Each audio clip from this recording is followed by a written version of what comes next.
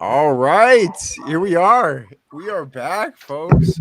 How we doing, everybody? Welcome to another episode of the Mindful Mentality Podcast. As always, I am your co-host, Mr. Caleb Rosenberg. I'm feeling good today, so let's turn it over to my guys, Mr. Will Campbell. Great Hey, to how you have you doing, back man? again. How are we doing? I'm doing good, man. I'm here and ready to learn something from this guest we have. So, Yes, it'll be a phenomenal episode. I did my little homework as well, and I think this will be a very deep and very interesting conversation for the viewers. But before we get into that, Mr. Daniel Uribe, back semi healthy, but Oh, in a nice location though. How you yeah. feeling? I'm feeling all right. You can still hear it in my voice.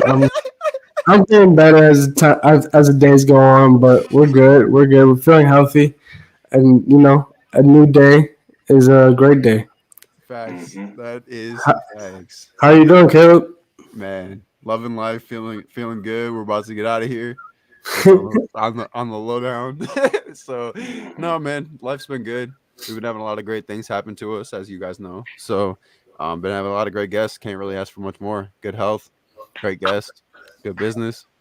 Life is pretty darn good. Yes, it is. So let's get into it, Daniel. What we got from people?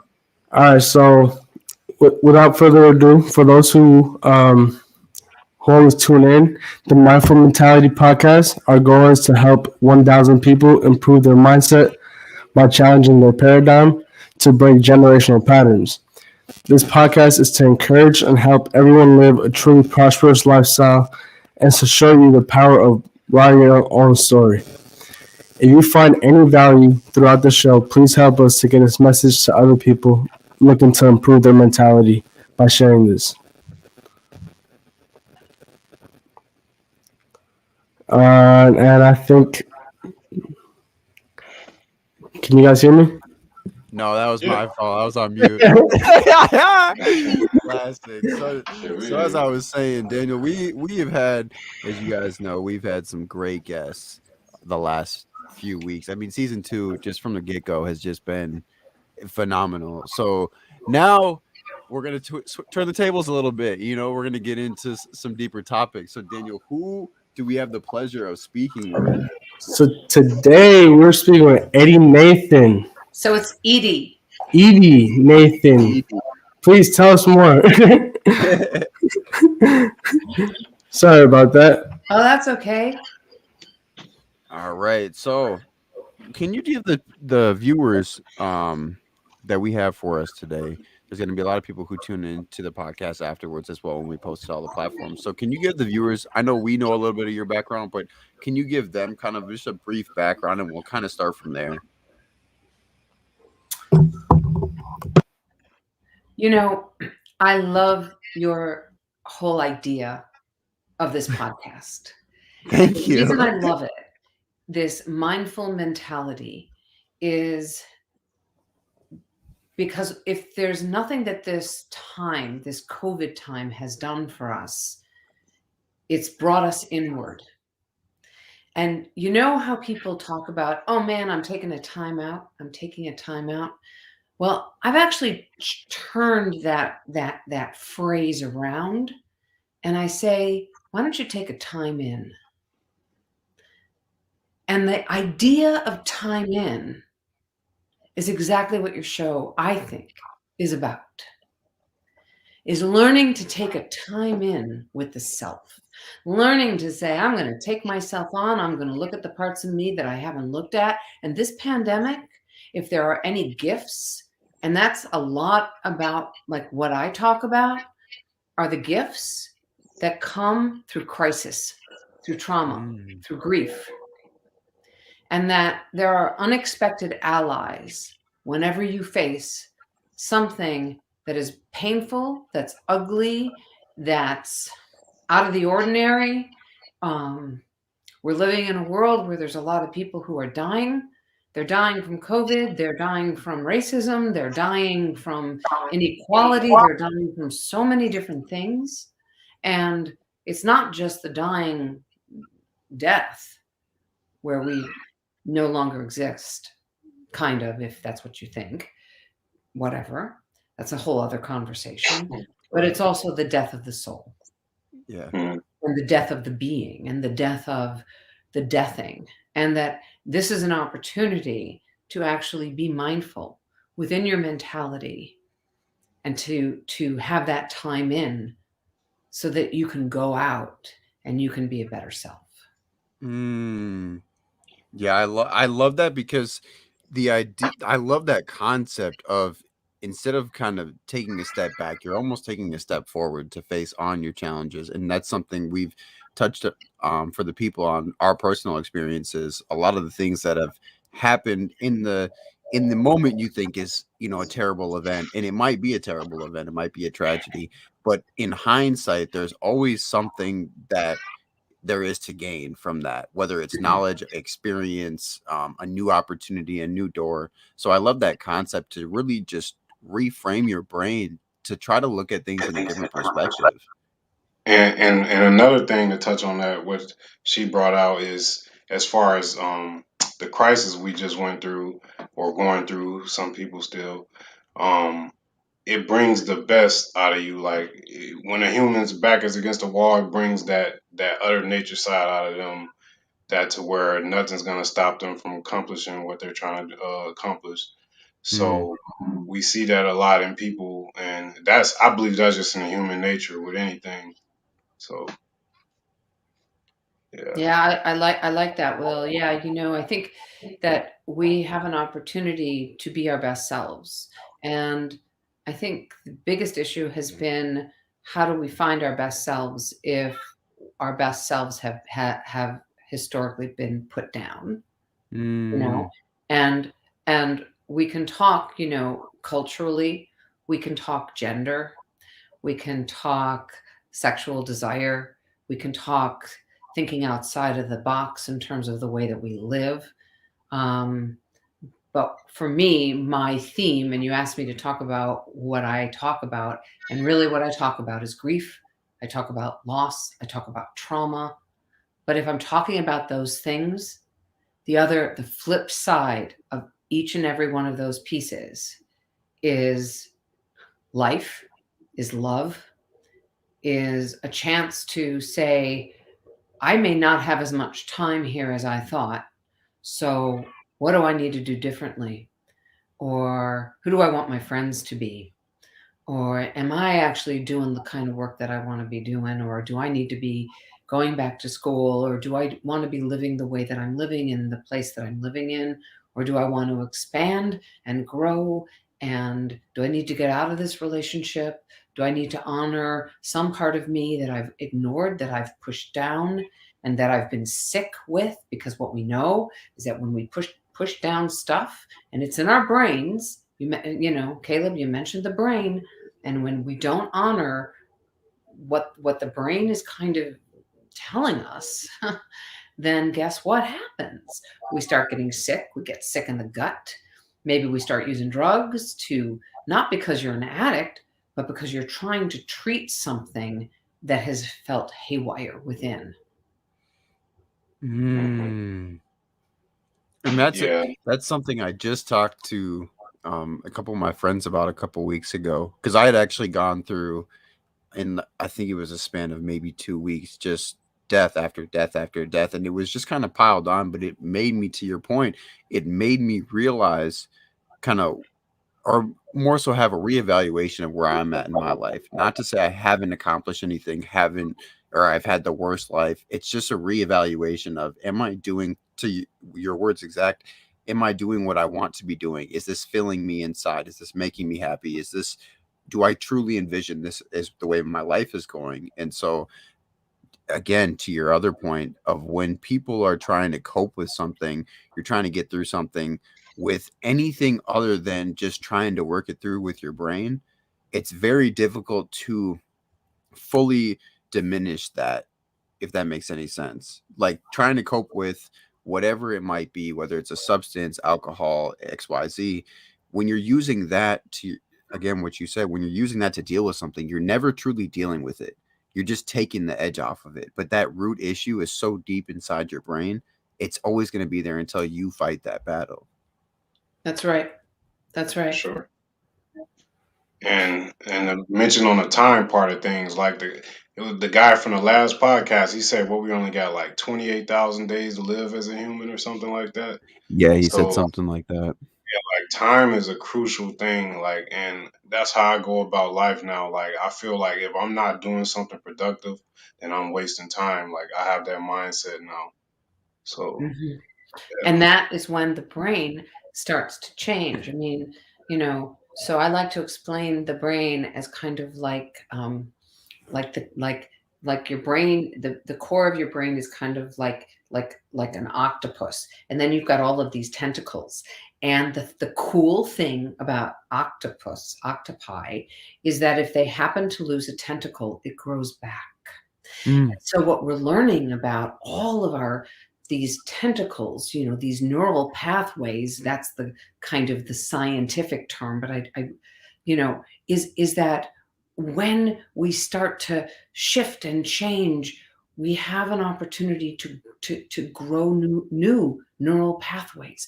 We have a chance to say, okay, you know what, that part, we can cut that part off and it will still be there, the memory of it, the remnants of it, but then we get to grow this other part of us.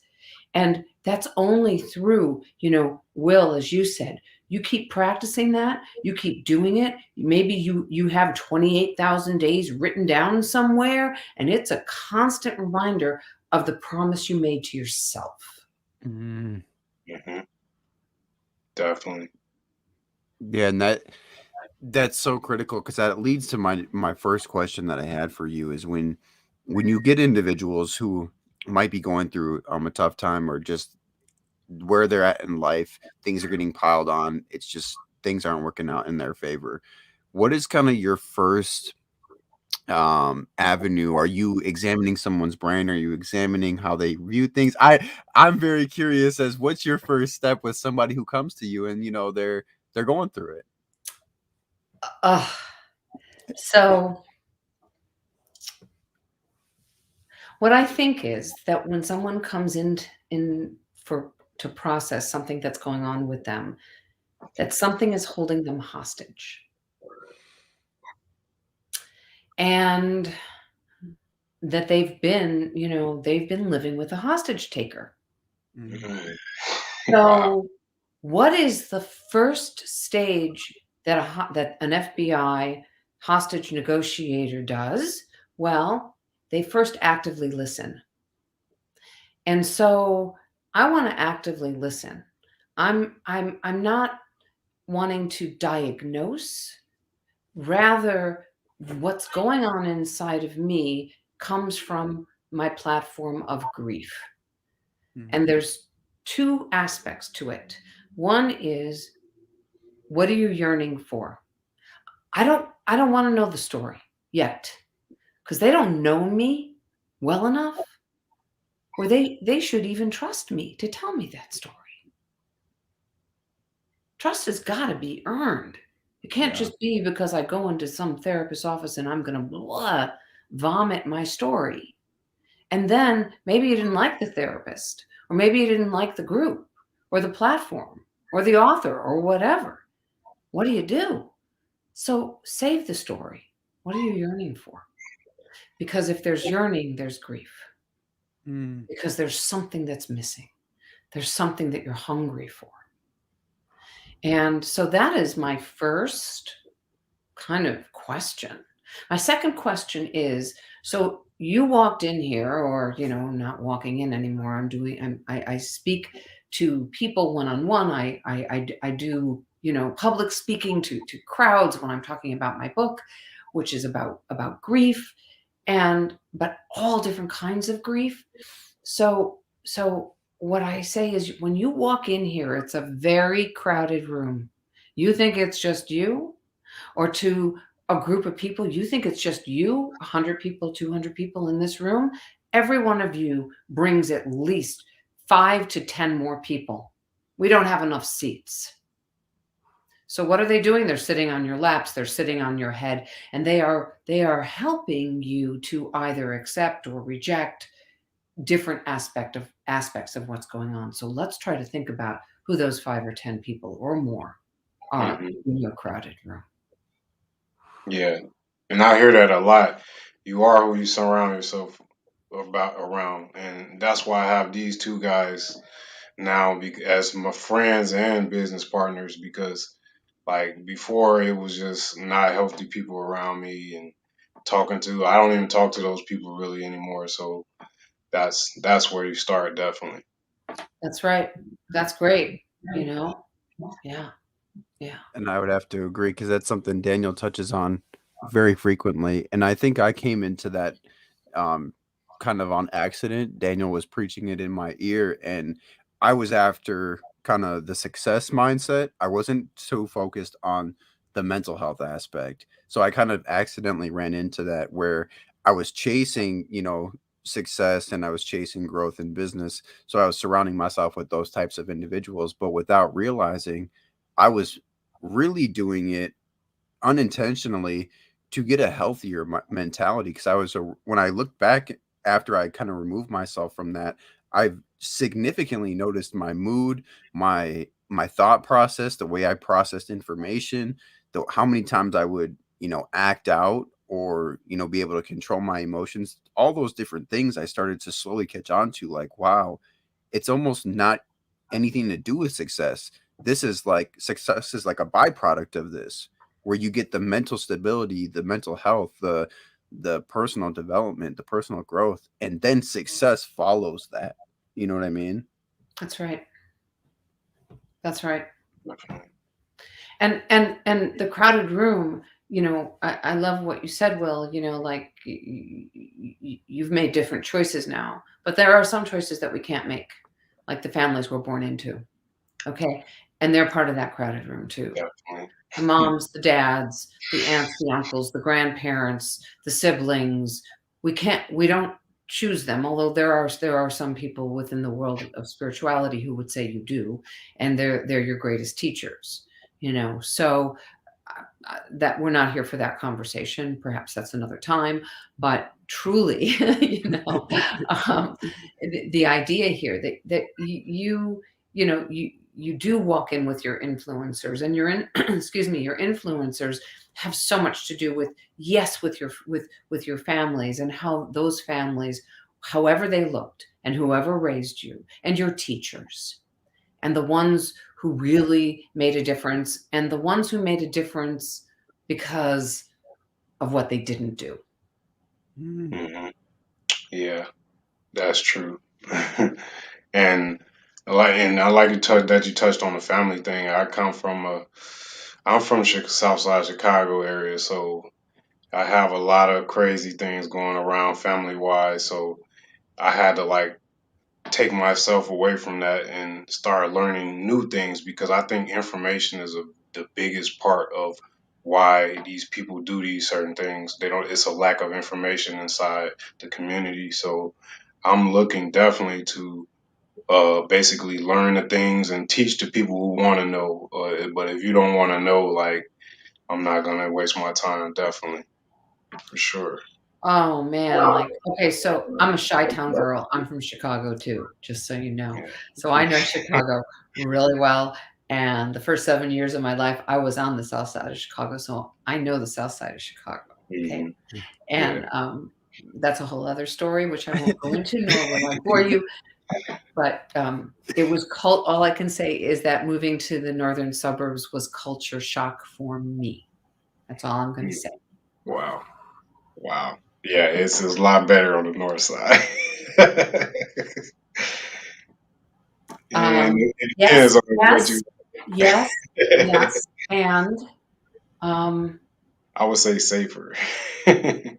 it's safer, but it can be just as messy, and people are not dying the way that they're dying because of the gangs on the south side of Chicago, but the harsh cruelty of bullying Mm, kills the soul.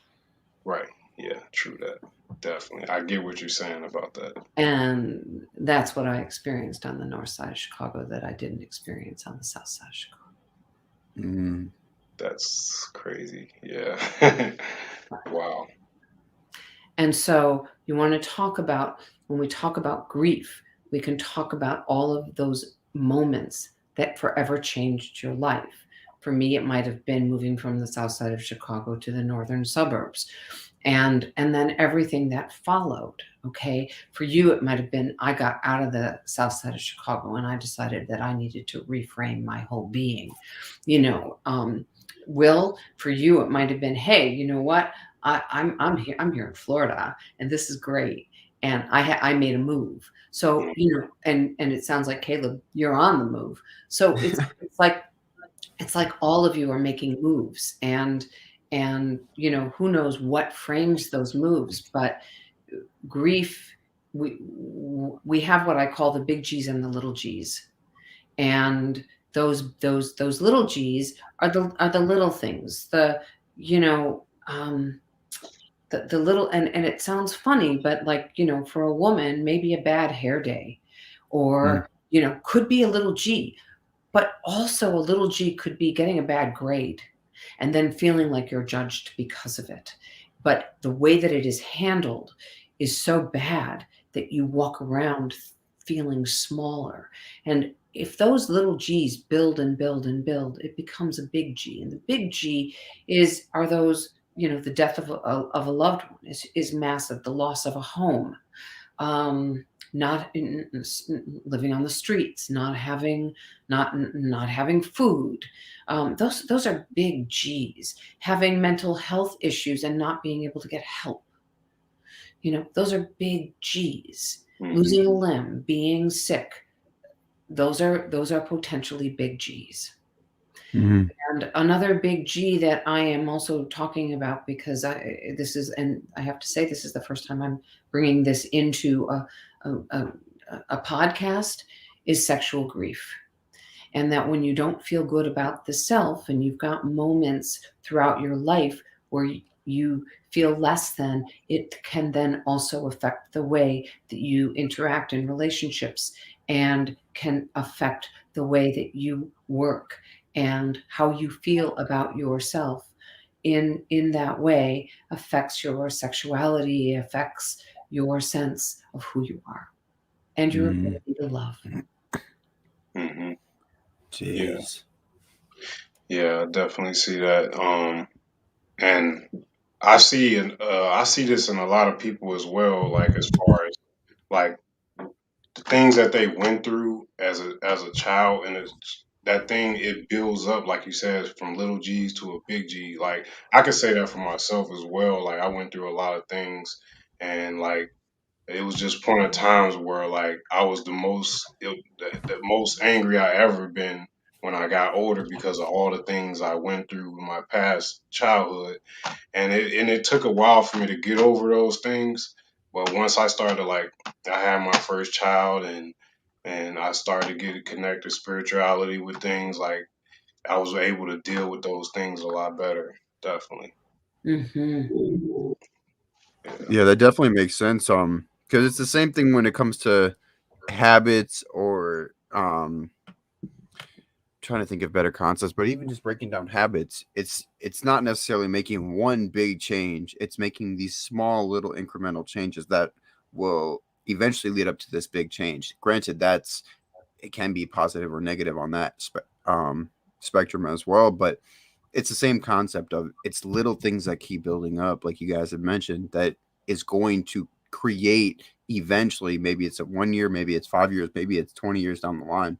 That's how I think we talked about this last podcast with Maurice, where that I can't remember who it was, but somebody had mentioned something about there's something in your childhood that you might not have dealt with, or you didn't have time to deal with, you didn't have the ability to deal with, you couldn't process it, but Yeah. something in those first, I think it was like first 6 years or something like that, you're repeating certain things, either that your parents did or something that had traumatized you. There's something you're not dealing with from your childhood. And I know I found that out when it was a little over a year ago, and I was finding out my why or my purpose. And I just kept asking myself, like Daniel and I have talked about, just continue to ask yourself why. So, you want to be wealthy, let's say. Okay, but why do you want to be wealthy? Well, I want to provide a lifestyle for my family and friends. Okay, why do you want to do that? So you keep asking yourself why. And I found that there was something within probably less, I was probably less than 5 years old that happened that created this why now 23 years later. So it's some that concept of not dealing with something that you don't even know about. I think it might have been Maurice or no, it was Michael, I Yeah, think it before was. Mike, yeah, It it was was. Michael because he was talking about um that just something that you haven't dealt with in your past in the subconscious mind, something is stuck in there basically. If that made any sense. I probably butchered it and he's probably gonna see this and be like, what, not quite. No, you got it. You got it. I think you got It's just I don't know, Daniel, what's your take on this? Because I know I know you have a very interesting take on this subject as well.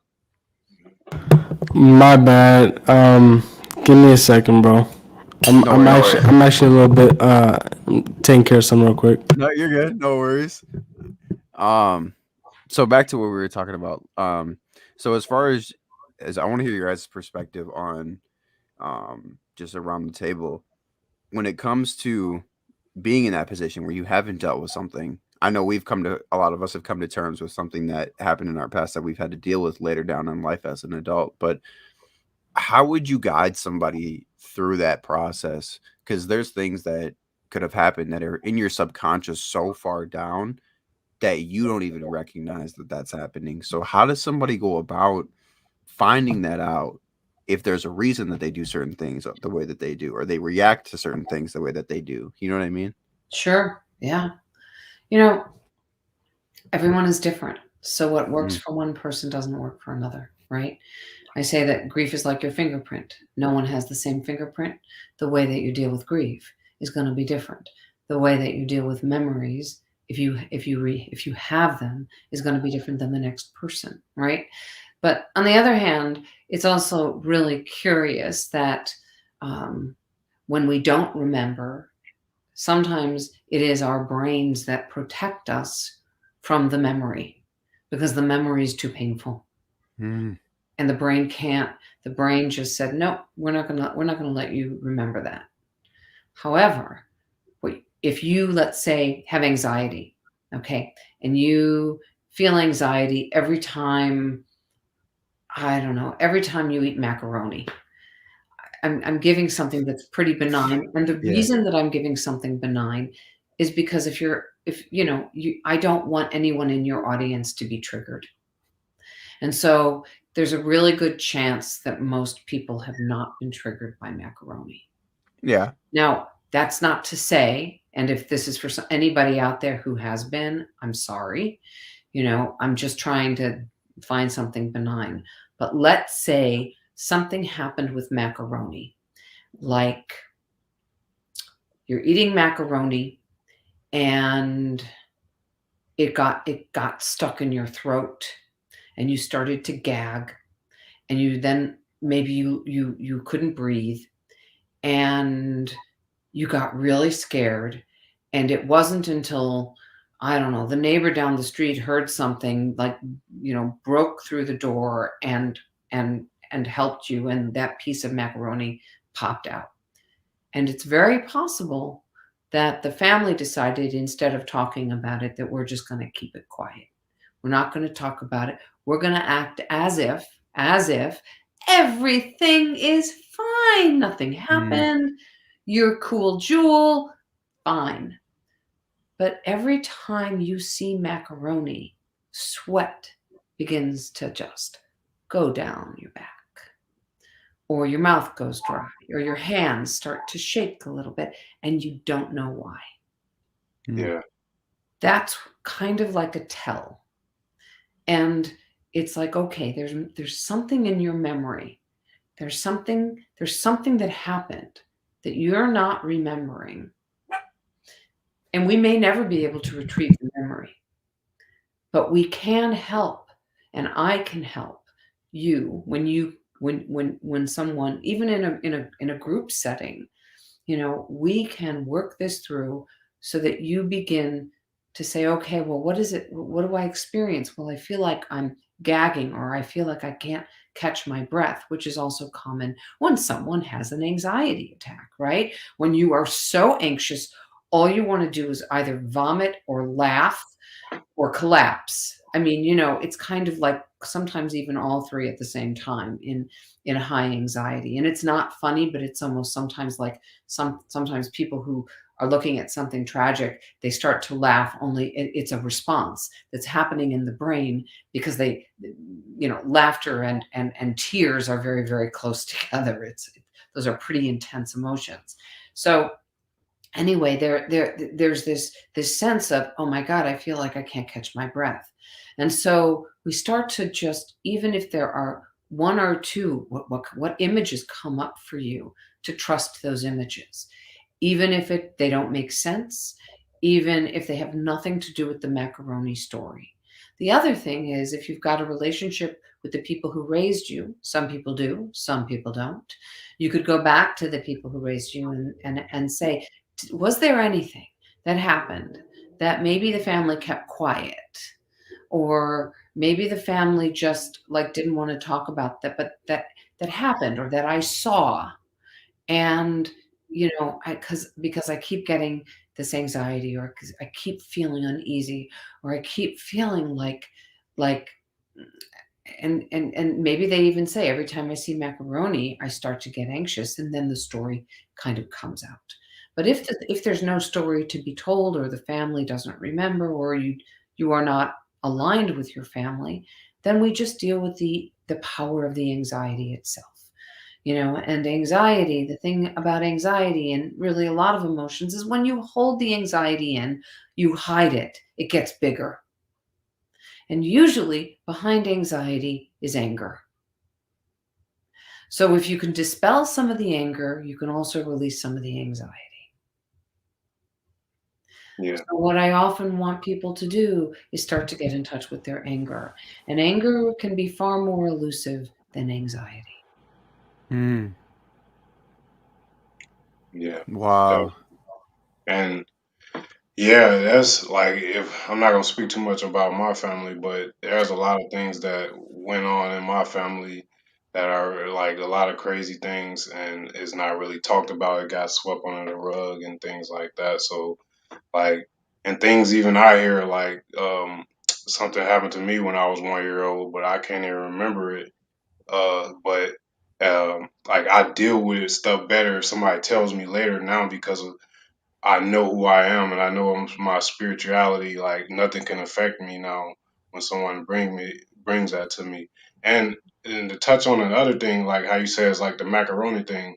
I used to see this talk show in like sometime in the morning, where people would come on and they would be very afraid of like a bag of pennies or birds chirping or something. I always wonder, like, why are those people like scared of that so bad? Like, they're scared to put their hand in a bag of pennies or something. Like, maybe it was something that happened to them in their past, like they can't remember or something. Or That's exactly right. That's yeah, exactly right. Yep. Yep. And believe it or not, there's a lot of science and to look at, and also to refute. There are always two sides of, sometimes three sides to a coin, or a point of view. Um, but the idea here that you can have a memory, and um, if people don't validate it, that um, that it's kind of like a gaslighting. Like, they're saying to you, oh no, this didn't happen, this didn't happen. And that something did.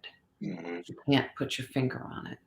And in terms of, spirituality, I wanted to say that, a point of view about, what you can handle and what you can't handle, you know, when it sounds like within your own world of spirituality, that you have allowed yourself to be expansive because of it. And hmm, so you've got a shield around you, and your spirituality is like your superpower. Mm. absolutely, absolutely. Just touched it right on the head, for real. that's how I feel walking around all the time now. Like it wasn't like this 5 years ago that I can admit, but yeah, Doesn't matter. You got it now. yeah, And I'm sorry for the family that, that you grew up with, because obviously it brought you to so much pain. And yet, and this is the other side, mhm, you're here to tell the yeah, tale. for sure, Okay. And so, whatever you went through, you're now a witness and you're a survivor. right, Mm. And then you get to pay it forward. You get to pay your survivorship forward as a hmm, Black man who can go into his community and teach what he's got to teach. for sure. That's absolutely. Yeah, and I would have to resonate with Will on that one. Just going, I wouldn't be in business today at all, real estate and the things that we have going on. I wouldn't know these guys if I hadn't just before that gone through. To me at the time was like a tragedy, that not a tragedy, but a pain that I had never felt before. Um, and that to me at the time, you don't see it like we had talked about earlier. You never see it head on or when you're in the moment. But looking back, I think that was probably one of the greatest things that could have happened to me in my life, not because of it itself happening, but for the things that it made me think about, the things it made me challenge my own brain on, to challenge myself as a human being, as a man, as a just an individual in general. Like it, certain things or certain events that you go through, it puts you in a to Will, kind of like Will's point earlier, it kind of puts your back to the wall, and it makes you look in the mirror and say, what am I? Who am I? What do I want to become? If I'm not who I would like to be, if I'm not satisfied, okay, well, who do I want to become? What does that look like? And now, how do I get there? But there's Mhm. so many little pieces to that. You have to understand yourself at first, then ask yourself the question, who do I want to become? And then ask yourself, how do I get to that point if that's not the case? Mm-hmm. Yes. Mm-hmm. Mm-hmm. Mm-hmm. It it's what I try to tell people is that this is not, and we talk about this every single week. I try to tell people this is not a it's the same thing as business. It's not a get rich quick scheme.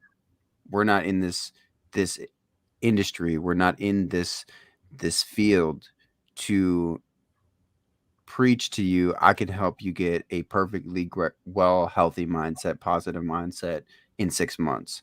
We never put a time frame on anything. The first thing we always tell people is this might take some time, a lot more time than you're intending, actually. Um, but that's okay. It's not about running the race as fast as you can.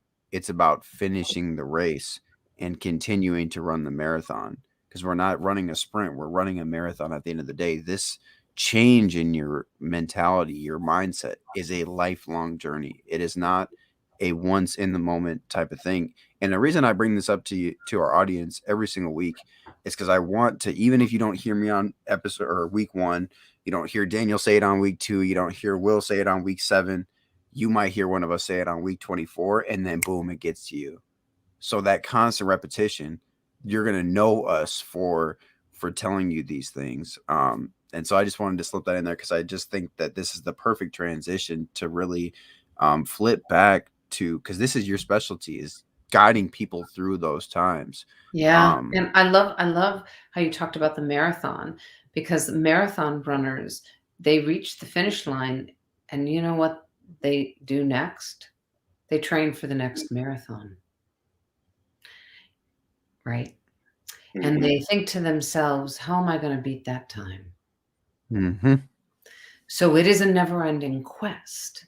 And I don't know, I mean, I don't know if it's getting there, wherever there is, or if it's finding a way to be in the moment, every moment, so that you can appreciate the time, so that you can appreciate a look, a touch, a child's laughter, Mhm. a child who says "Daddy," or a parent who says, I love you, or someone who actually says, I need you to leave me alone. Stop it. No. Setting boundaries, being able to say no for me is a complete sentence, period. No. Mm-hmm. And yes doesn't mean I completely agree with you. Yes means I'm in consideration of it. Hmm. Mm-hmm. And will I lose any part of myself on this journey? And if I do, what will I lose? Because every time one grows, there are losses. That one of my favorite symbols is called the Ouroboros, and I think your audience would find this very interesting. And if they go to my website, which is just my name, edynathan.com, they'll see it. And it's a circle, and it's the snake going after its tail, and it's about life and death, rebirth and death, and it is called the Ouroboros. And it is really, to me, it is the most infinite spiritual message about grief and about life and about love, that we are always in a cycle and we are always moving that cycle around and around and around, which brings me into the whole idea of the hero shiro journey, which is actually from Joseph Campbell. And Joseph Campbell was this amazing writer who came up with this hero shiro journey, and we can see the I call it the shiro journey because it was the hero's journey, but I feel like I want to include everybody, so therefore I made it the shiro. He did not put in the shiro. That's kind of my addition. Just wanted to say, okay. Fair enough. So, but the whole idea, and you know what, if your audience doesn't like really know Joseph Campbell, that's fine. If they have ever seen Spider-Man, any of the oh, come on, what are the great movies out there that have like the hero, the superhero? Oh, like your Batman movies, your Marvel movies, Yeah, stuff like that. Yeah. yeah. And then even like The Wizard of Oz or The Wiz, like plays where there's something that happens and you go from your ordinary life and you leave your ordinary life because something happens. Something, usually it's something that challenges you and challenges your brain, and you realize, oh my God, I'm on a journey and I got to get out of here and I don't know where I'm going. And so you end up having to like really look at yourself. This pandemic is really a hero shiro journey. And then you end up in like a cave. It's not a real cave, but it's the cave of the mind. It's the cave of the body. It's the cave of the soul. And there you face your demons or your enemies, or Jung would say, Carl Jung, who's this wonderful analyst, it's that which you don't want to look at. Okay? And it forever changes you.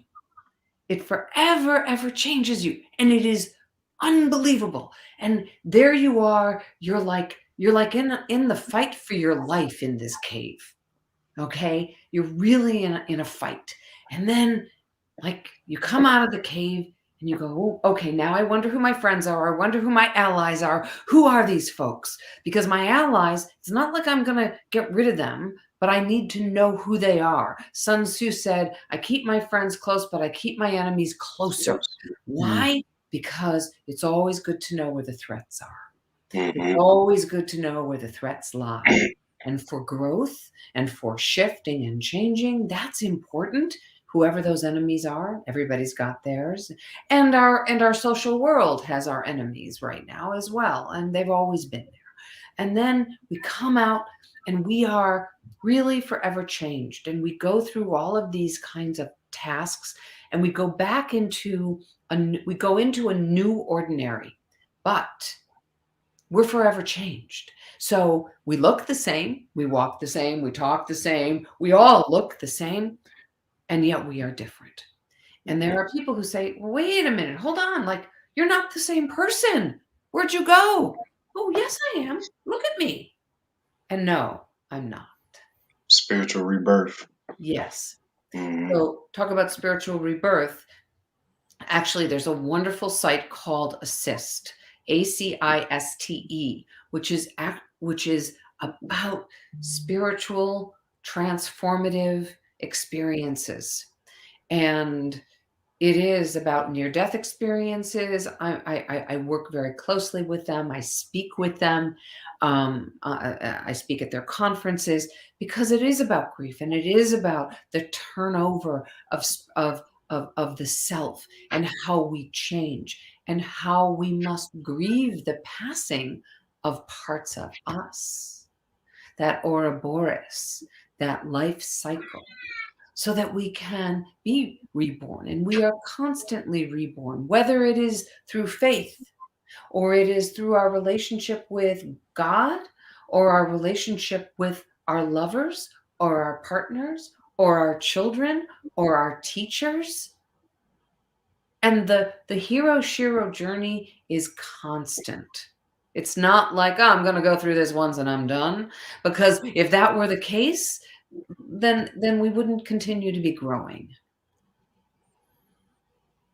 And the day you stop growing is the day that you start dying. Yeah, probably. Right. And that actually It's a is quest. It's a quest. Yes. And it's a quest to constantly pivot. I know I interrupted you, but No, I love that, because my mentor actually tells me the same thing, is that it doesn't matter necessarily how you get to the end, as long as you get there. So sometimes you do have to pivot, to your point. So I love that. I love that. Did you guys have anything? Because I know you guys have your share of pivotal moments. So yeah, I don't know if you guys have a different take on that. Got something, Daniel? He's shaking his head like he has something to say. Yeah.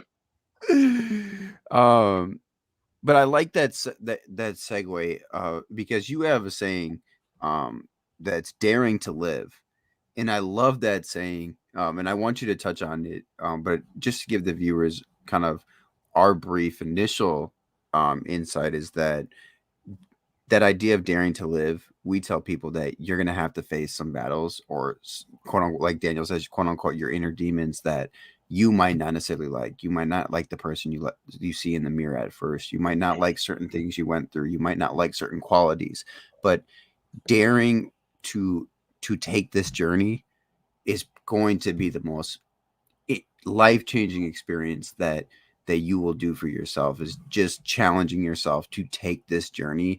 That in itself takes an enormous amount of courage, because it's a scary road to start that change. But I want to hear your take on it, how you are kind of guiding people and showing people this idea of daring to live. Yeah. So daring to live, the idea, to dare to live is really a big, it's a challenge, right? It's the main challenge. And I've never done this before. What I'm going to ask, and you can absolutely say no. We're open books over here, so go right ahead. This is so funny. So I have this like poem that I wrote. It's not too long, and it's really about dare to live. And I would like to share it with you if you don't mind. 100%, bring Kind it of a out. little bit of a rant. And again, like, I don't usually do this, and I'm getting a little anxious because I don't No, usually bring it out. Bring it out.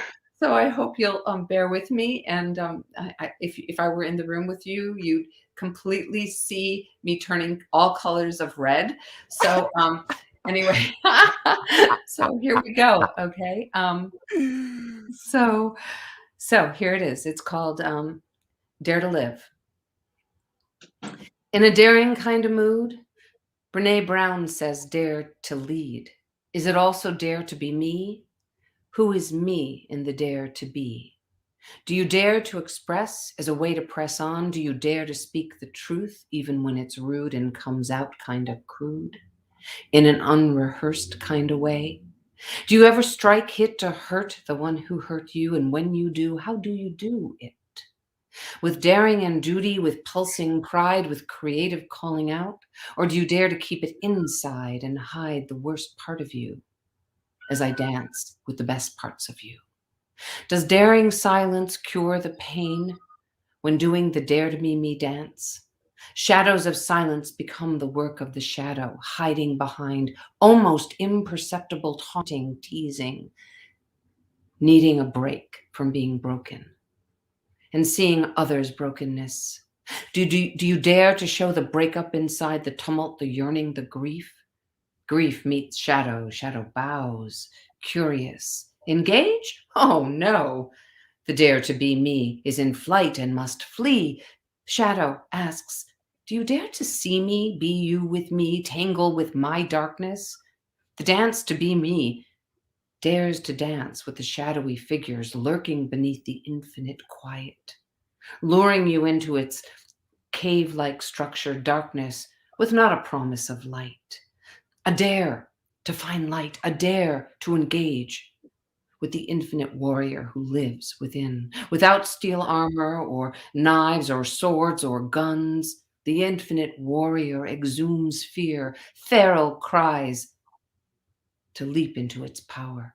Engage. Shadow stands, asks, dare to see, dare to be? If so, don't flee, dare to be in grief. Yeah, Wow. that was deep. That was Holy very deep. cow. Wow. Yeah. Yeah. Wow.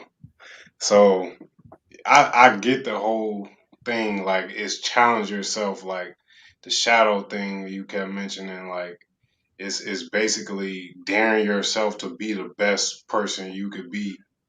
No matter what you go through. I see that was amazing. Definitely. And there was a question in there I think that I picked up on. And correct me, of course, if I'm wrong, but it was about um asking yourself if you feel like a certain type of pain um about yourself. That's kind of what I took from that one line. Um and I wish I remembered exactly what it was word for word, but it said it asked something about asking yourself about pain, like, do you feel pain?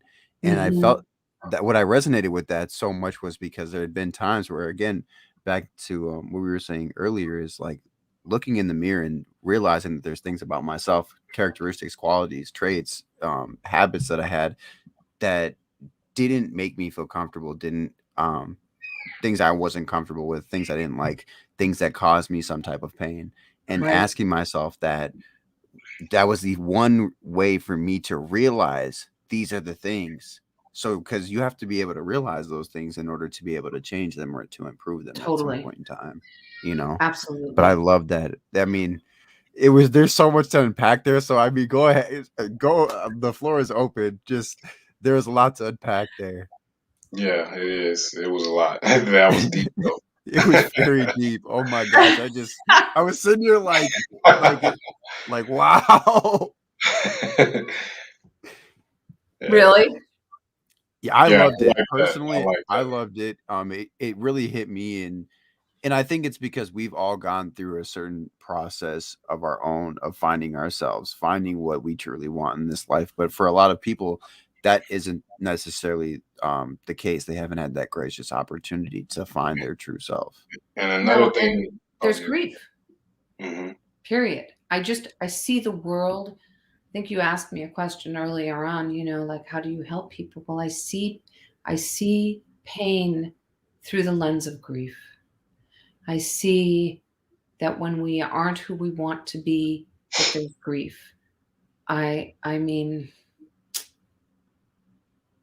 I so my office used to be on 34th and 9th in the city. of Manhattan, and there was this wonderful um, homeless woman.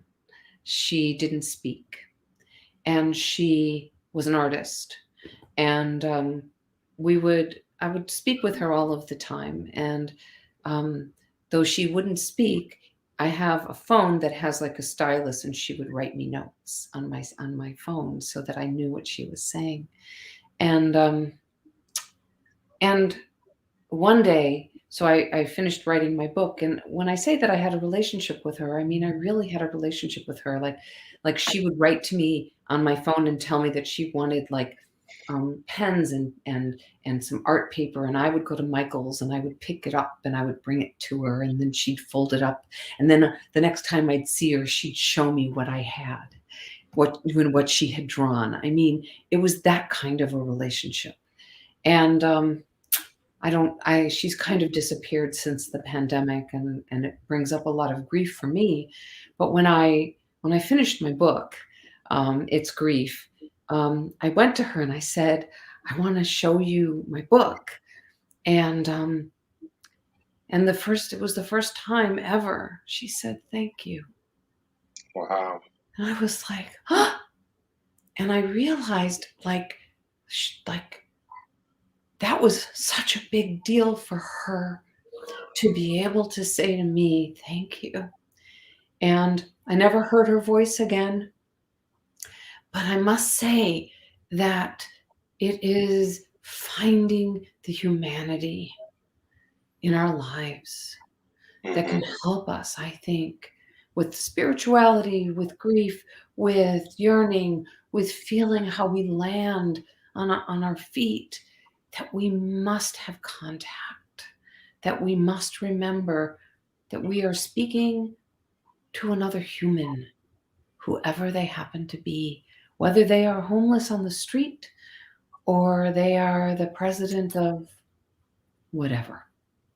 So she asked you, thank you. She told you thank you before you gave her the book and for the interactions you were having with her. Actually, when I said, "Oh my God, Anne, I finished my book and I have it," and she took it, and she mimed, "Can she keep it?" And I said yes. I didn't know what she would do with it, but I knew she could read because her writing was beautiful. Hmm. It was obvious she was educated. It was obvious she knew. She knew where she was. She knew what was going on. And though she was toothless and though she was frail, when she gave me a list to go shopping for her for food, it was always, I don't eat meat and I don't eat dairy.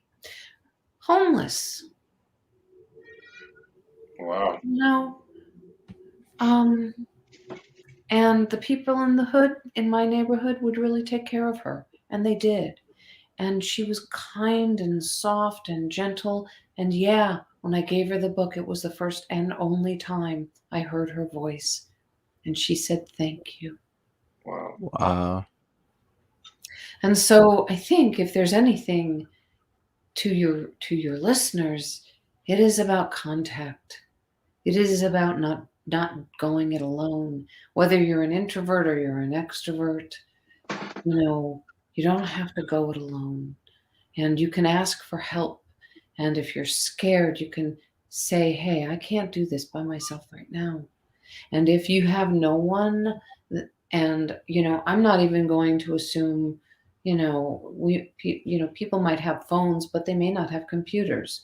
I don't know the demographics necessarily of your listening audience, so I'm not going to assume that somebody can go do a search. However, if you've got a phone, you can you can find some outlets. You can find even you know meetings to go to where people are still safely gathering, so that you don't have to do some things. Yeah, and that I think that's one of the, in my personal opinion, because I struggle with it. Maybe my opinion's a little biased. I think that's one of the biggest battles is people. For example, when I was going through the things in my life that got me into where I am today, I'm a very stubborn person. I'm a very do it myself. I've been put in too many positions to have to rely on myself to where it's an innate ability or it's in my nature where I feel like I have to do it by myself. So when I That you went through won't that, you won't trust another person to help you.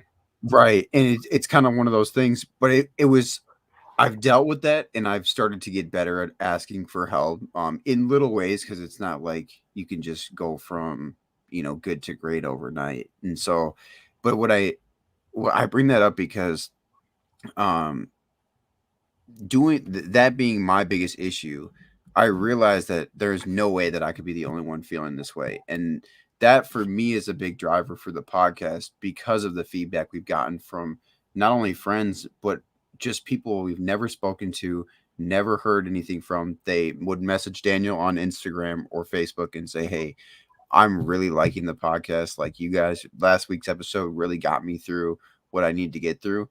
And that was like a light bulb in my head. Like, imagine if me in this time would have had a podcast, a YouTube channel, not me Something. personally, but yeah, found somebody in my time where I'm not that I it's kind of tough because there's different ways to trust people. But to your point, I didn't necessarily trust anyone to be like, this is exactly what I'm going through. This is how I'm feeling. I need your help. But having something like this would have been tremendous. So, giving people, I think that's our duty of this podcast is giving people just another tool. It's not to say we're the only resource, we're the best. It has nothing to do with that. It's another tool, another resource, another outlet for somebody to find to be like, this is what I needed to get through to this. And honestly, after the first person told us, that was enough for me to keep going. And I Good. know the guys feel that the exact same way because they were messaging Daniel and they continue to message us or talk to us individually. And I think seeing that there's no dollar amount that you could necessarily put on you On a giving life somebody on a life and giving them a new perspective. There's no dollar exactly. sign on that. I mean, it's just like to be able to know somebody not necessarily that you have to be best friends with them, but to know them from point A from where they started to then see their growth and see where they are, 6 months down the line, 2 years down the line, whatever that time frame may be, you've seen the growth. That in itself is just a feeling that like you really can't put not necessarily a dollar amount, but there's almost not a word to put for that because you just changed somebody's complete like whole entire life. You did what somebody did for you but you just replicated that. And that feeling, to your point, you had said something earlier to Will about learning and then going back and educating the people who you think need it the most or who need it the most. And I think that's where it really resonates. And I Pay it love that forward. you said that. Yeah, 100%. definitely. And I believe y'all heard of the term PTSD, right? Um, there was a study done on African Americans, and what they said is they have like generational PTSD, and it kind of resonated with me a little bit because I can see like the hurdles and things that we have to go through with lack of information and everything. So I kind of put it like on my shoulders to like get this information out, the things that I know that they weren't taught because like I got family members, all they know is the streets and that's all they know how to make money off of and it's so many ways nowadays with the internet. Like you can make money from any direction now, and they don't know like any of those things. Like all they know is one thing, and it's a sad thing sometimes to see. But It I mean, is. It yeah, is. yeah, Yeah. Yeah. And Will, I'm so glad that you brought that up because this generational trauma is a very real thing.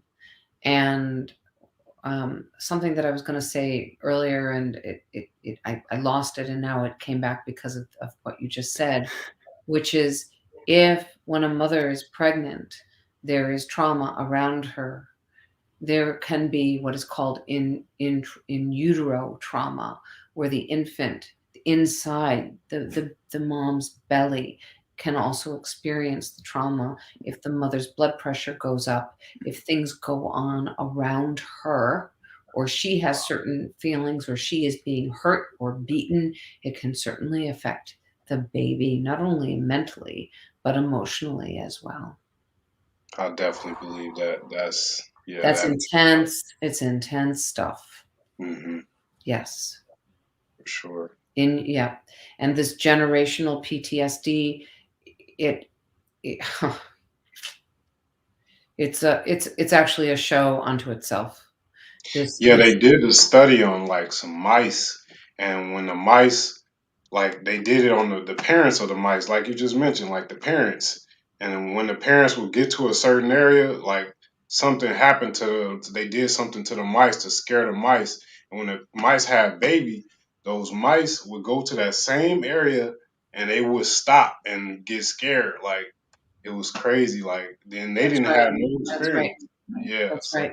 And it didn't happen directly to them. Mhm. Um, one of my teachers, his name is David Schnarch, Dr. David Schnarch, and he talked about traumatic mind mapping. And when you know that you are going to be traumatized, or you've been traumatized by a situation, you can, when that person who has traumatized you, gets near you, or you start to feel triggered in a situation, that's traumatic mind mapping, and that is a form of PTSD. Mhm. And it's like you become reactive, even if there's nothing to react to, but just the knowledge that you were in that situation can start to spur all of those emotions, the dry mouth, the anxiety, the fear, the flight, the fright, the sense of complete stagnation. And it's like, there's there's a lot of discussion within the world of trauma, just around how best to heal around this. And um, again, I go back to the hostage situation, and that once someone has been taken hostage by their trauma, by their narratives, by their experiences, they need to really start to negotiate and navigate through that, utilizing hostage negotiation techniques. um, you're not going to get a behavior change immediately. You kind of first have to, you know, actively listen, and then, really, really hear what's going on. And instead of replacing the shame or the critic that probably follows one around when they've experienced trauma, that they start to care for the part of them that has been traumatized. And that Mhm. care then allows them to develop a conversation with those parts of the self. And that's when the beginnings of behavior change can occur. Mhm. Mhm. Yeah, you And it definitely kind of have ties into forgiveness as well. You have to forgive yourself, mhm. um, for the way that, because to a certain extent, I wanted to bring also back to what Will said. It's a lot of this is in so many different situations throughout life. It comes to knowledge, whether you didn't know the answer to a math test, so you get a worse grade because you didn't get the answer right, or to Will's point, just not knowing any better, not knowing a different way. Same thing with your mindset. You don't know how to change. You don't know how to look inside yourself and see the things that you don't necessarily want to see, or your brain's trying to protect you from. That's right. Um, Well said. and j- it's it's the knowledge that it takes to, I don't know. There's so many, like, you ever had like Oh seven my thoughts God. going on Yeah. at once? Yeah. Right. Yeah, yeah. You There's guys so get many the different, gist. it's again, there are so many different ways that we could have this conversation, in so many different arenas that we can shoot into. But the reality is that if we look at even baseline, how do we care for ourselves? And if you are growing up in a in within a system, within like the system of the South Side of Chicago, and I'm gonna talk about the South Side of Chicago. I'm going to talk about Harlem. I'm going to talk about, parts of Miami, parts of California, where there's poverty, where, where people are barely living, can we even just talk about the grocery stores? Can we talk about the fact that they're not even getting good food, that they're not even getting good produce? So if you're talking about the health of the brain, and we're talking about you don't know what you don't know until you go out, and maybe someone is going to the north side of Chicago and they're working in someone's home, and maybe they're cleaning someone's home, and they realize, oh my God, their food looks so much better than my food. The food that I can purchase and the food that I'm purchasing is more expensive. Now, why is it that on the south side of Chicago or in Harlem, those key foods or whatever they are, Dominick's or whatever they are. See, I really am from Chicago. So Mhm. they how come that food isn't as good? Yeah. And if you don't have a healthy brain, if you're not getting the nourishment, there grief, anger, and under rage. All right. Yeah. I It's mean, we're now into a sociological, anthropological conversation here because you want to talk about, generational trauma. Let's start with food mm, and what's not been nourished. Let's start with not getting the proper vitamins or lead on the walls. I mm, mean, want to talk about grief and a big G kind of grief, and is it death? No, and I'm not saying that death is is not the worst thing, to lose a child or to lose a partner, or to lose a sibling or an aunt or an uncle, whatever. But listen, to know that you're hungry and that your child is eating lead on a wall, yeah, that would give me grief. That would make me feel like I got nowhere to go. yeah. And it's like one of the things we bring up in the beginning of the show when Daniel does the intro, like the generational mindset of like it's a cultural thing. Like now, it's a sad, but it's a cultural thing. Like say I get some money and like a rapper gets some money and they're not respected because they're not spending that money or in living in the hood anymore. So now they're not like it's it's like you gotta be in the hood for your people to respect you or something. Like when you wanted to better yourself and move out around from the troubles and things like that. It's that mindset thing. Kind of like you're damned if you do and you're damned if you don't. If you stay Yeah, in community and you can't make changes, then do you continue to stay or do you leave because you found a way to a better life? yeah. And And it sounds like it's such a hard um what mixture of so many emotions and anger and wrath and community and trying to hold on to community and then trying to make the community different, and it's like, you went and you get famous but you don't spend your money here and you don't live here, and so we don't want you to help. And how do you deal with the grief, the depths of that grief, the depths of just, if all you can do is think about how you're going to survive, then anything else we talk about is moot. Yeah, mm, definitely. it's a Period. different, and I like how you brought that up because, um, in high school, I didn't live like I played sports up until like my junior and senior year, but then it got kind of around junior year it got really serious to where like I was working, paying bills.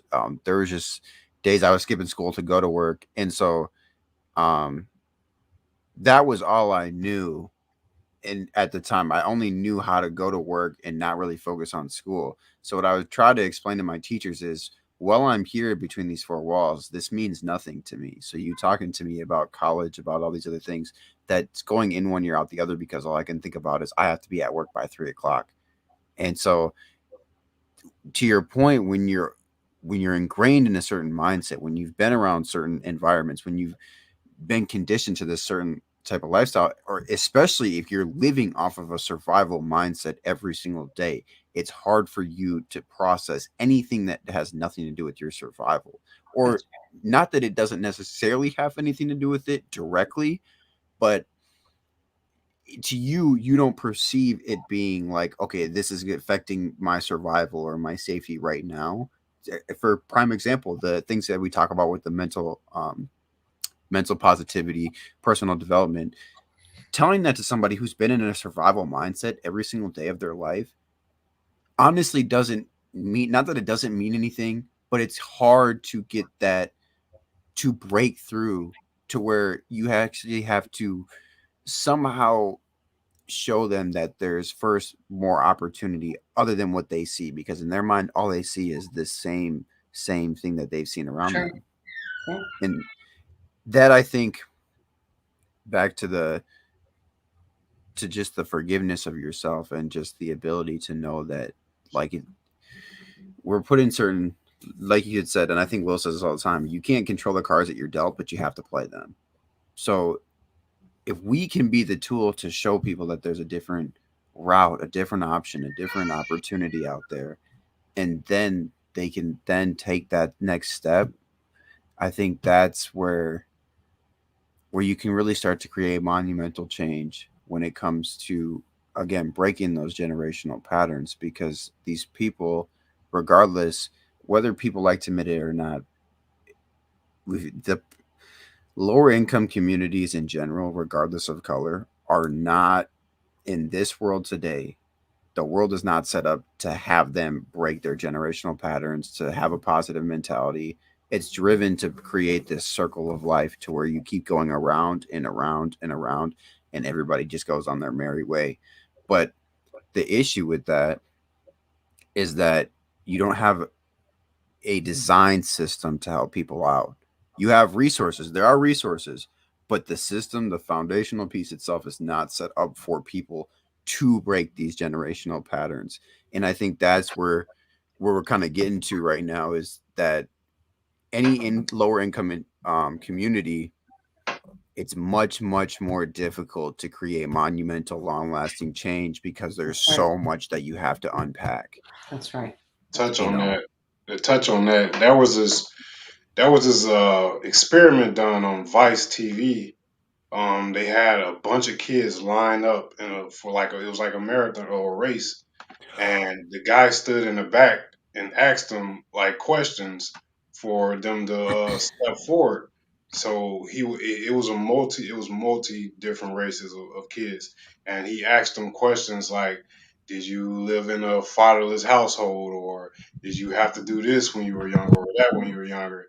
And when we got to the end of the questions, um, it was a big difference on like the African American and Hispanic people were way in the back, and then the white people were in the front, and basically like it showed like the difference and the leap of generational um the way the system has basically dealt the cards to the Hispanic and African American people. Like That's right. they have to That's right. go over more hurdles to get to where they're at right now, like Caleb That's just right. mentioned. That's So right. So the system has to shift. The incarceration rate has to change and stop. mhm. And there was a program that they did with lifers, where they brought a university in, and they started to, um, in order to get into the program, like, you really had to prove that you wanted to do so. And mm, they, I don't know, I'm gonna say, I don't remember the numbers, but let's say 1,000 incarcerated men, and let's say 300 incarcerated women, and almost all of them graduated with honors, and they were lifers, and they were like, if I'd only realized that I had a brain, and what I could have learned, and and what, like, you know did it's like the education is almost like, okay, so I had to, you know get into prison and be in here for life or a long time to get this. And the reality is I don't know how much it costs a year for incarceration, but I think it's somewhere between $50,000 and $75,000 per person. Hmm. You know, how come, we can't, take that money and find educational pathways for people, so to begin to change the systems, because the generational grief, the generational trauma isn't going to be broken until the systems are drastically changed. Yeah. And but it needs to be identified, I think, as grief, not just as a social issue, but as generational PTSD. You can't learn if you are feeling traumatized. You can't learn if you're hungry. You can't learn if you didn't have heat all night. You can't learn, so teach people how to live, teach people, you know, how to live, how to cook, how to give themselves nutrients, offer those pieces. But on the other side, will the people who decide within community to participate, you know, then you are always going to have people who choose not to, because not because they don't want change, but because the trauma is often better and safer than going into the unknown, because the Hmm. unknown is terrifying. Yeah, I believe the media plays a huge part, and I always say this: the rap hip hop has a big influence on the African American and Hispanic culture as well. Um, it's kind of turned our minds backwards, because if you look during the times like Martin Luther King, you see men in the household, and I know the prisons had a lot to do with that too as well. And but you see a man taking care of their family and doing the right things. But like when you get to like the '80s, like it's like a whole shift, like turn around, like all these things start going on. I know the system has a big part in that, definitely, but the Well, the system was, hip you know, hop is big as well. the system long ago participated in keeping men and women from getting married because right? Do you know about that, Will? I'm sure you do. Can you Yeah, speak to it? if you're talking about the interracial or the No, I'm not talking less about the interracial, more about the idea that if they needed assistance, any kind of government financial assistance, that mhm. if you were unmarried, you got more than if you were married, or it Oh worked. It like there was a whole yeah. piece which kept people apart, Hmm. and so which fostered the system of women remaining unmarried. Oh Hmm. yeah. Wow. Yeah, that's one I'll have to look more into. I Definitely. did hear a statistic like that recently. Actually, no, it wasn't a statistic. I had a friend who had known somebody in that certain situation, and they were just telling me. I didn't think of anything of it at the time, but they were like, "Yeah, if you don't get married, you'll get more money through the state versus That's if what you it get is. If you married." don't get married, you get more money. That's right. And you And don't so think you about that at first because off the top it makes sense that okay, single, okay, that makes sense. But when you think about it, it's projecting this mindset of if you stay this way, if you don't become a family, if you don't become the thing that would probably benefit you the most, it's going to that's be right. better for you. That's right. That's right. And so, look, you know, There's a agenda behind that, got a huh? lot of smart people. Yeah. There's a lot of smart people, and you're going to do whatever you need to do to you know to survive. Hmm. And it Yeah. becomes a breakup of the family and the family system. And I don't know that much about it, but I know enough to just say that the grief and the generational post-traumatic PTSD it's all there. It's all part of it. Hmm. And you know my biggest um, theme is always going to be about grief. Where are you grieving? What are you yearning for? People are always surprised by the question, what are you yearning for? Hmm. Mm. for sure. And something that you had just said earlier, was that pain, the trauma can be safer because it's a known versus the unknown. And I think an add-on to that is also the fear of success, the fear of things going right, the fear of things being Oh my God, too right? good to be true, essentially. Like, if to somebody, you speaking to somebody who's in a survival mindset, and you tell them, hey, look, there can be a point in time in your life where you're not stressing about food, you're not stressing about money, you have a roof over your head. Speaking those things to somebody, they're they're fearful because they know deep down inside that that's all that they truly want, is a roof over their head, to be safe, to have their family safe, healthy, fed, and etc. But you're telling somebody that, who's in that survival mindset, or even somebody who might not be, and they're just terrified of, it sounds so good and that's what they want, that the idea then of not having it, they can't imagine going for it and then not succeeding. It's that That's right. fear of success or the fear of failure. But isn't it also the same? And I love that you brought that up. Isn't it the same thing as um, the people who win a lottery, and that the statistics around lottery winners is that they have no money Yeah. after, I don't know, 5 years. They've got nothing Yeah. because no one's taught them how to manage it, and people have come and stolen from them and taken from them, and taken advantage of them. So isn't it really the same thing? It's like you're afraid of success. You're afraid because maybe you don't know how to handle it, but maybe also to the point. I'm not sure if it was you, Caleb, or Will. And Daniel, I saw you shaking your head. So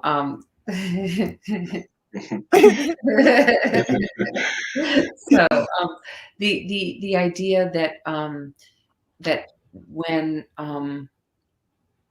when you are successful within the community and you make money, it's like, okay, well, why aren't you living here? Why aren't you supporting?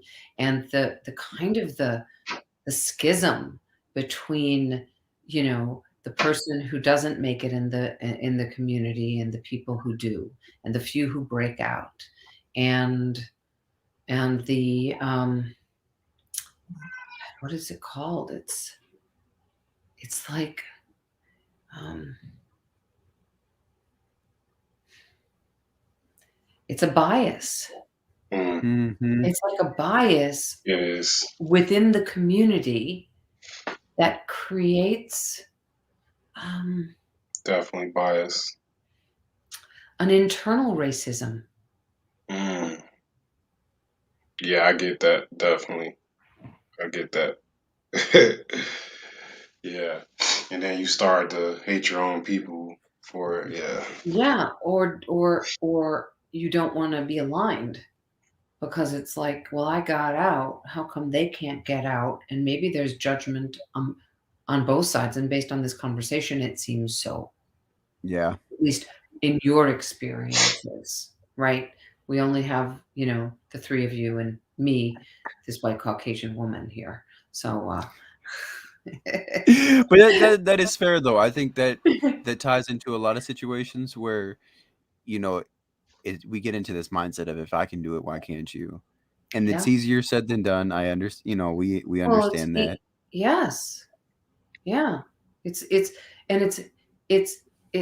If you think about the trauma and the PTSD and the generational PTSD and the generational starvation, literally, like in the mind and the heart, in the body. And that's why I never was like I'm it's not even about, like, I know a lot of people were pushing for reparations and things during the time of Trump's election, but I don't even think that would change anything. Because we see that, like, as far as there was a 40 for 40. You ever heard 40 for 40 for on ESPN? Um, Basically, it was the athletes, like basketball players, athletes, and 90 some percent of them go broke after they get all that money. And the reason, we know now, the reason is because of lack of information and things they didn't learn. They were given this type of money at 18, 19, 20 years old. So that plays a huge part. Information is always the key, if you ask me. Oh, there was a show. Actually, there was a show. Who was that really famous baseball player? He's now retired. About Derek Jeter. No, okay, there was Derek Jeter, and then there was Because I know Derek. I think Derek Jeter has a film, and I know obviously Jackie Robinson has a film. What was it Um, about? maybe it was Derek. So he had a show, and this show was actually helping these athletes get back on their feet. These famous athletes that had lost all their money. Muhammad Ali lost like like like he was always having to do a fight to make more money because he didn't handle his money well, and he had many wives and a couple of women and whatever. But Muhammad Ali, I mean, God, if you look at some of the older footage of him, and yeah, actually, yeah, older footage of him, like he like never raises his voice. He's calm as a cucumber. He Yeah, he just he speaks with such um boldness, yes, yeah, and he's integrity, powerful, but it was like, no, I'm not going to do that, and I'm not. But integrity. couldn't handle his money. He didn't know Yeah, how to handle his money, and if you grow up in a system that kind of says, stay down, because then you'll be like us, hmm, and and we don't want you to, we want you to fuse to us so that we can all walk together and be poor together, and grieve together and have our PTSD together, and then we can all be aligned. And if you shift and you change, then you break out, then it's like, well, you've broken out of the coven and you're not allowed back in. hmm. mhm. Yep. That goes on so much, And and then it becomes a jealousy thing, and then you can't go back because you're gonna get robbed or shot, or that's just it's I crazy. mean, what outcome? So talk about grief. Yeah, Yeah. You stay and you're grieving, and you leave, and you're grieving because you can't go back. And all you want to do is be with people you love. accepted. Yeah. That's my dog barking. My kids are in the background too. Sorry about that, guys. Nah, Oh my no, kids are no, in the no. background all the time. That's my Ziggy, a therapist that of course has to have a dog that's got such bad anxiety that he shakes before he goes outside. Oh my. You must be a little one. Oh my God. He's like 65 pounds. Oh Oh, jeez. This guy's not small at all. Oh my God.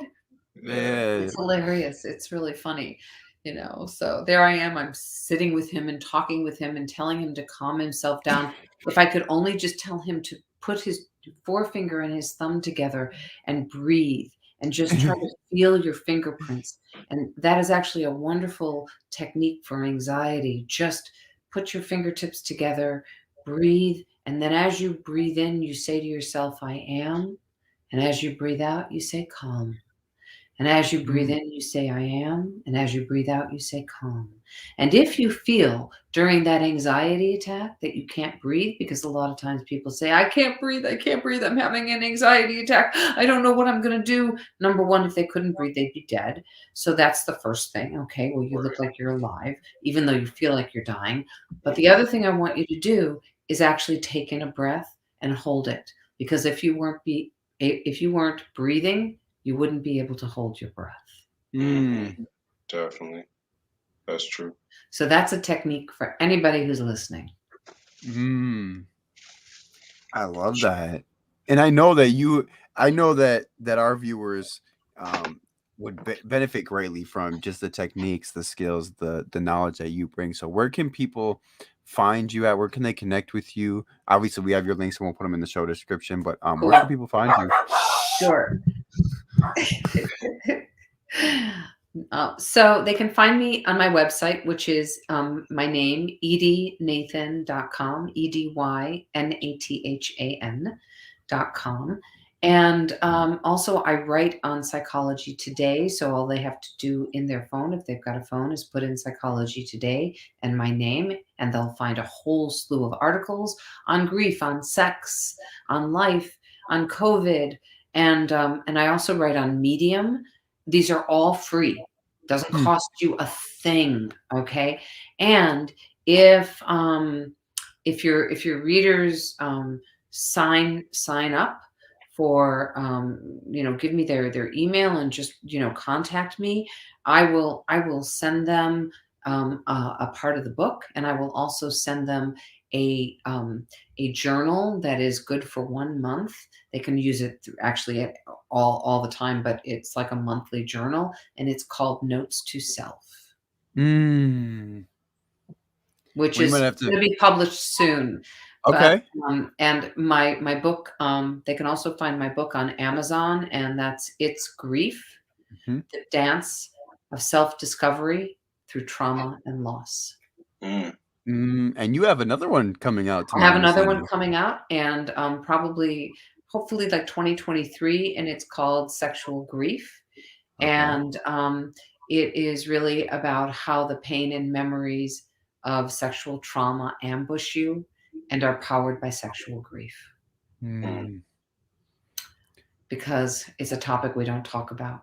100%. It's a very, very sensitive subject, so a lot of It is people avoid it. extremely sensitive, and no one in my field, I'm also a sex therapist, talks about sexual grief. Mm.